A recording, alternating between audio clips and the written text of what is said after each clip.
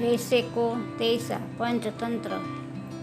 एक स्थान पर जीर्णधन नाम का बनिए का लड़का रहता था।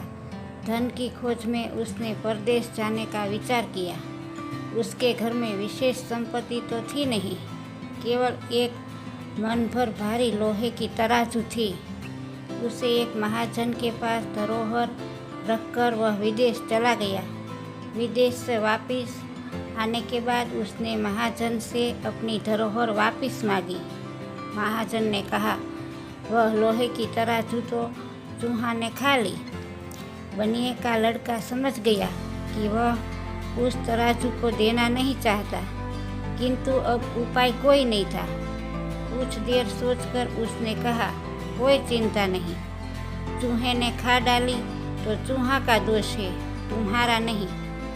तुम इसकी चिंता न करो। थोड़ी देर बाद उसने महाजन से कहा, मित्र, मैं नदी पर स्नान के लिए जा रहा हूँ। तुम अपने पुत्र धनदेव को मेरे साथ भेज दो, वह भी नहा आएगा।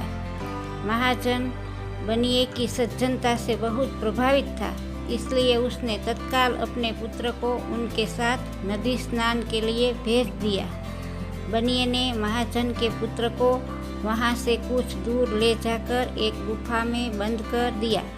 गुफा के द्वार पर बड़ी सी शिला रख दी, जिसको वह बचकर भाग न पाई। उसे वहाँ बंद करके जब वह महाजन के घर आया तो महाजन ने पूछा, मेरा लड़का भी तेरे साथ स्नान के लिए गया था, वह कहाँ है? बनिए ने कहा, उसे चील उठाकर ले गई है। महाजन, यह कैसे हो सकता है? कभी चील भी इतने बड़े बच्चे को उठाकर ले जा सकते हैं? बनिया, भले आदमी, यदि चील बच्चे को उठाकर नहीं ले जा सकती तो चूहे भी मन भर भारी तराजू को नहीं खा सकते। तुझे बच्चा चाहिए तो तराजू निकाल कर दे दे।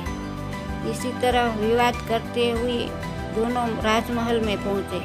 वहाँ न्यायाधिकारी के सामने महाजन ने अपनी दुख कथा सुनाते हुए कहा कि इस बनिए ने मेरा लड़का चुरा लिया है। धर्माधिकारी ने बनिए से कहा, इसका लड़का इसे दे दो। बनिया बोला, महाराज, उसे तो चील उठा ले गई है। धर्माधिकारी, क्या कभी चील भी बच्चे को उठा ले जा सकती है? बनिया, प्रभु, यदि मन भर भारी तराजू को चूहे खा सकते हैं तो चील भी बच्चे को उठाकर ले जा सकती है। धर्माधिकारी के प्रश्न पर बनिए ने अपनी तराजू का सब वृतांत कह सुनाया। सीख, जैसे को तैसा।